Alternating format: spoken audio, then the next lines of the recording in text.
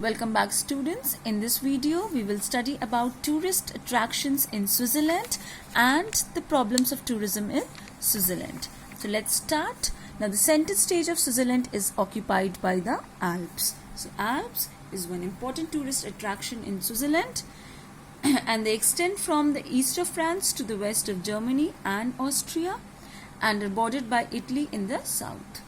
North of the Alps, a lowland area called the Mittelland hosts many beautiful lakes and most of the major cities.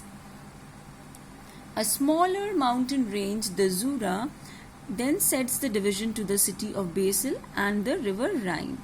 Next is the Matterhorn in Zermatt, is certainly the most famous of all mountain peaks and is a must for every visitor of Switzerland. Next is the Bernese. The Bernese Oberland is definitely inviting with a great variety of attractions. An appealing countryside is speckled by enchanting lakes and flanked by impressive mountains. So many mountains are present there, lakes are there, and most importantly, the Jungfraujoch near Interlaken.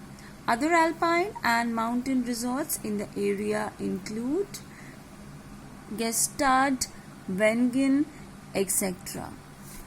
Now, the fame of Lucerne as a tourist resort is legendary and it is often considered to be the true Swiss capital.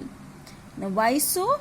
Because this charming and attractive town straddles the Reuss River on the western edge of Lake Lucerne.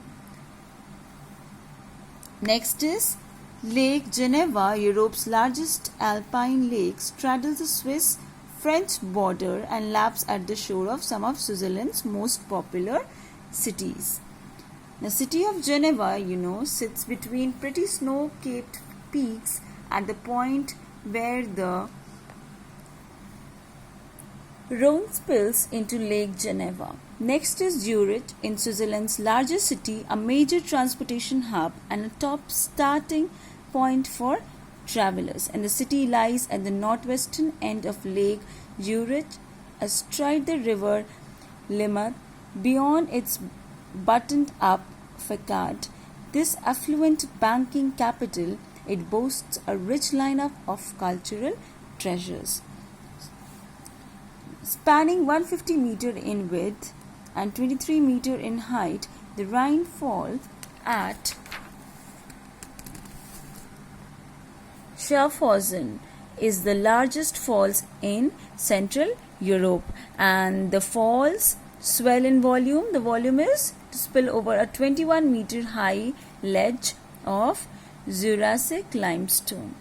Now we will read about the problems of tourism in Switzerland.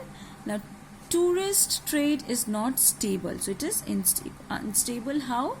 At times, tourist activity can be at its peak, and at other times, the number dwindles. Dwindles means the number diminishes or decreases in size. This leads to the underutilization of tourism resources and possible seasonal unemployment. Then the threat of international terrorism even has discouraged tourists from traveling to Switzerland and other European countries. Then tight immigration policies tend to limit tourists who are especially from Africa, Asia and Latin America. So strict immigration policies has limited tourists. The risk of avalanches during mild spring leads to destruction of tourist resorts. Competition from alpine resorts in many alpine countries like Italy and Germany, for example. Then the last point is the high cost of Swiss holidays. Okay, so the Swiss holidays, they are very costly, which discourage some intending tourists. So with this topic, the problems of tourism in Switzerland, we come to the end of the chapter. Thank you so much.